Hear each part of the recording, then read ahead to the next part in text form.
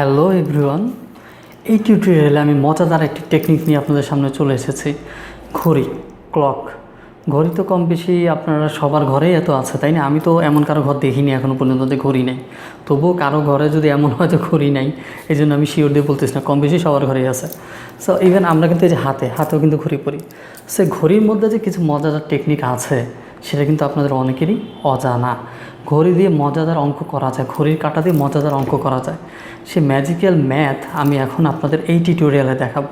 তার জন্য অবশ্যই যারা আমার ইউটিউব চ্যানেলটাতে নতুন আছেন অথবা এখনও সাবস্ক্রাইব করেননি, তারা আমার ইউটিউব চ্যানেলটা সাবস্ক্রাইব করে দিবেন, বেল আইকন দিয়ে দিবেন, লাইক করবেন, কমেন্ট করে মতামত জানাবেন।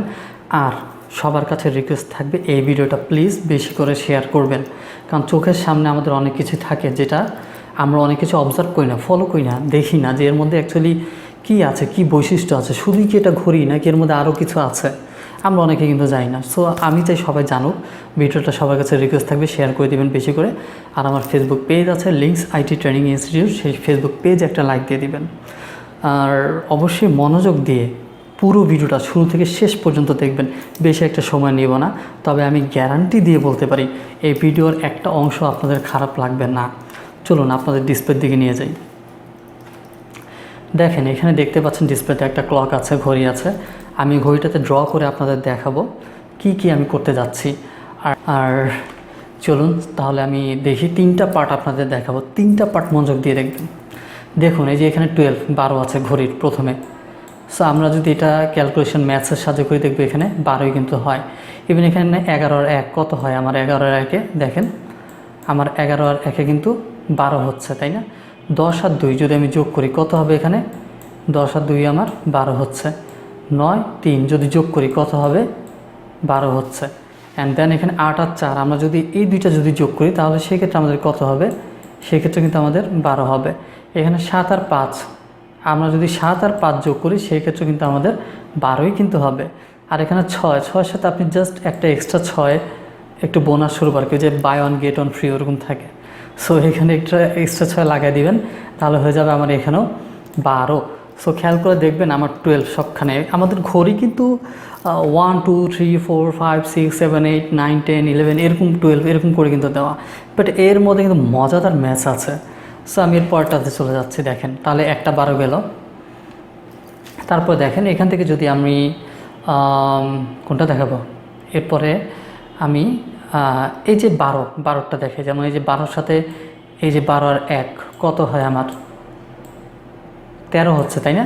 আবার যদি এখান থেকে 11 আর 2 যোগ করি কত হবে, 13 কিন্তু হবে। তারপর দেখেন 10 আর 3 যোগ করলে কত হবে, 10 আর 3 যোগ করলেও কিন্তু 13 হবে। তারপর দেখেন এখানে 9 আর 4 যদি যোগ করি সেক্ষেত্রে কত হবে, 13 না, নাকি 14-15 হয়, কোনটা হিসেব করে দেখতে পারেন। 9 10 11 12 13, তাহলে কত, 13ই কিন্তু হচ্ছে। সো আর এখানে 8 আর 5 যদি যোগ করি সেক্ষেত্রে কত হবে, আমার 13। আপনি চাইলে এটাও ক্যালকুলেশন করতে পারেন, 13। অ্যান্ড দেন এই যে এখানে 7 আছে, এই যে 2টা আছে, 7 আর 6 যদি যোগ করি সেক্ষেত্রে আমার কত হবে, এখানে কিন্তু আমার 13 হয়ে যাচ্ছে। সো এইখানে গেলে এবার 13 সব ক্যালকুলেশন চলে গেল। এবার আসি আরেকটাতে, যেমন এখানে 12 আর 6 বরাবর। সো আমি এখান থেকে এইভাবে দাগ টেনে দিই। 12 থেকে যদি আমি 6 বিয়োগ করি থাকে কত, আমার 6 থাকে, তাই না? তারপর এখানে আসি, এবার এই যে 11 আর 5, 11 থেকে যদি আমি 5 বিয়োগ করে দেই আমার কত থাকবে, আমার এখানেও কিন্তু থাকবে 6। এখন আসি 10 আর 4, এইভাবে যাব ডান দিক থেকে বাম দিক থেকে এইভাবে ডানের দিকে উঠতে থাকবে এরকম করে। এখন আসি 10 আর 4, এইভাবে যদি নেই তাহলে এখানেও আমার কত থাকছে, 6 থাকছে কিন্তু।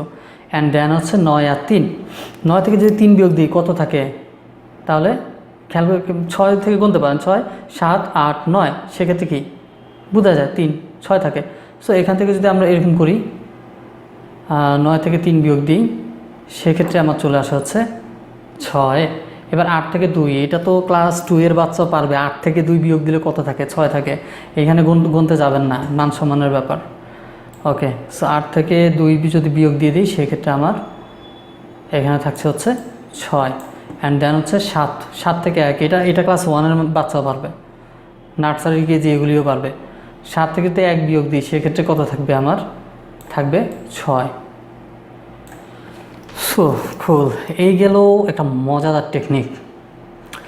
আর আশা করি আপনাদের এখান থেকে অনেক কিছু শেখার আছে, শিখতে পেরেছেন। যারা এটার সম্পর্কে কোনো ধারণা নেই তারা এটা দেখবেন, মজা পাবেন। আর যারা জানেন তারা দেখবেন আরও বেশি মজা পাবেন।